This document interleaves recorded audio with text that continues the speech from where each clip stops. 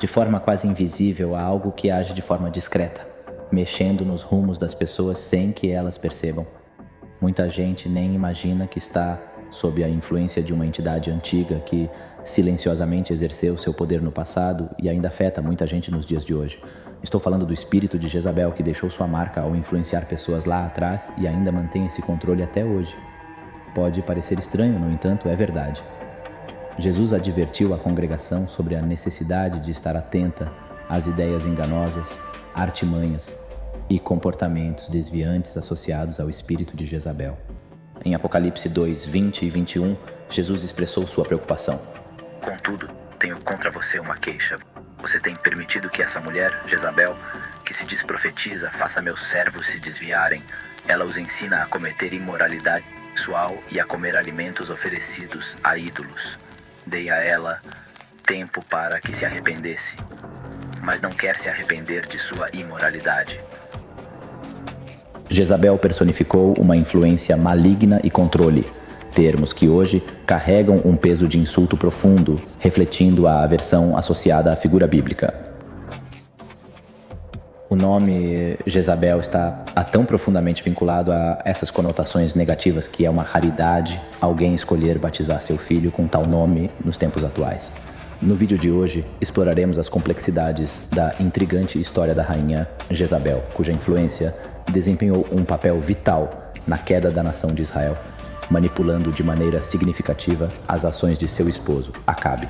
Aprofundemo-nos nas entranhas do espírito de Jezabel, desvendando como ele incita indivíduos a desafiar não apenas as leis, mas também a vontade soberana de Deus.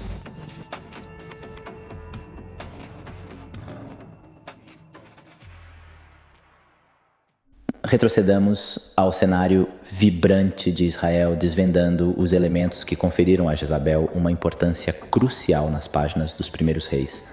A nação testemunha o reinado de vários monarcas, desde o inaugural Saul até o venerado Davi, tido como o apogeu entre os reis na história de Israel.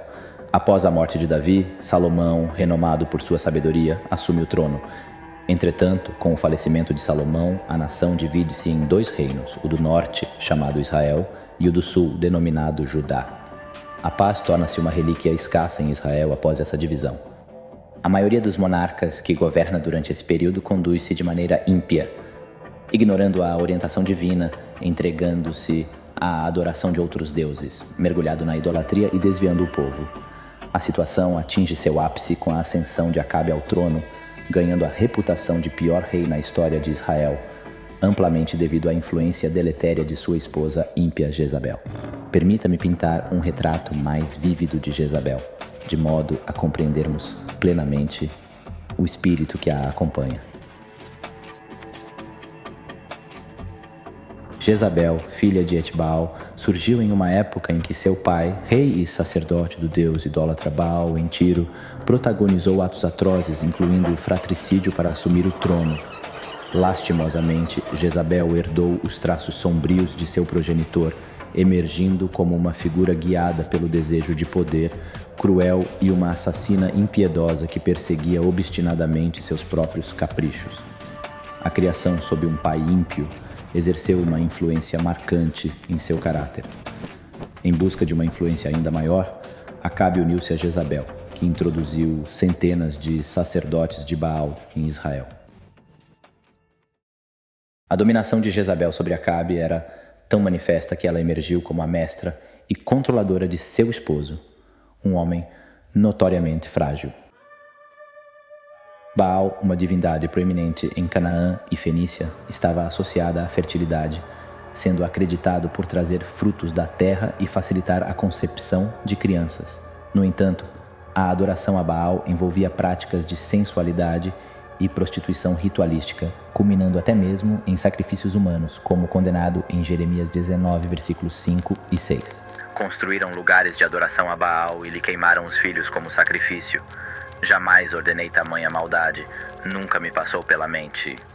Portanto, tomem cuidado, diz o Senhor, pois está chegando o dia em que este lugar não se chamará mais Tofete, nem Vale de Ben-Hinom, mas Vale da Matança, Matança, Matança, Matança, Matança, Matança, Matança.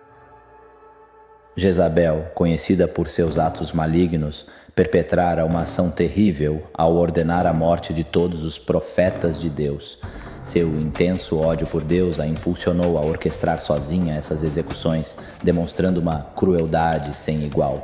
Apesar da desobediência de Acabe, ainda restava nele algum respeito por Deus, o que tornava difícil para ele realizar tal ato horrendo. A perseguição aos profetas foi tão cruel que Obadias, um homem justo, tomou medidas extremas para proteger cerca de 100 deles, escondendo-os em uma caverna e fornecendo-lhes sustento secretamente por um longo período. Outro episódio marcante dessa narrativa envolveu Nabote, um agricultor temente a Deus, que recusou veementemente vender sua vinha a Acabe, temendo desagradar a Deus. A recusa de Nabote frustrou Acabe, e Jezabel, usando sua astúcia, elaborou um plano para acusar falsamente Nabote de blasfêmia e traição contra o rei, resultando em sua lapidação até a morte. A morte de Jezabel, após ser jogada pela janela e pisoteada por cascos de cavalos, encerrou seus 30 anos de tirania sobre Israel de maneira miserável. Mesmo desaparecida há milênios, o espírito de Jezabel persiste buscando dominar e controlar as pessoas contra a vontade delas. Esse espírito é caracterizado por atitudes imorais, idolatria, ensinamentos falsos e um pecado impenitente, refletindo as ações de Jezabel na história bíblica.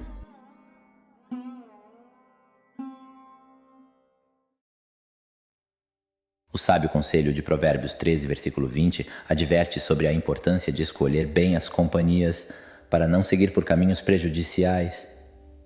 Quem anda com os sábios se torna sábio, mas quem anda com os tolos sofrerá as consequências. Isso ressalta a importância de escolhermos com cuidado as pessoas com quem nos associamos. Se decidirmos nos unir a indivíduos ímpios e prejudiciais, as chances de tomarmos decisões equivocadas aumentam consideravelmente. Essa precaução encontra respaldo na Bíblia, especificamente em 2 Coríntios 6, do versículo 14 ao 17, onde os cristãos são alertados a evitar ligações íntimas com aqueles que não compartilham da mesma fé. Não se ponham em julgo desigual com os descrentes. Como pode a justiça ser parceira da maldade?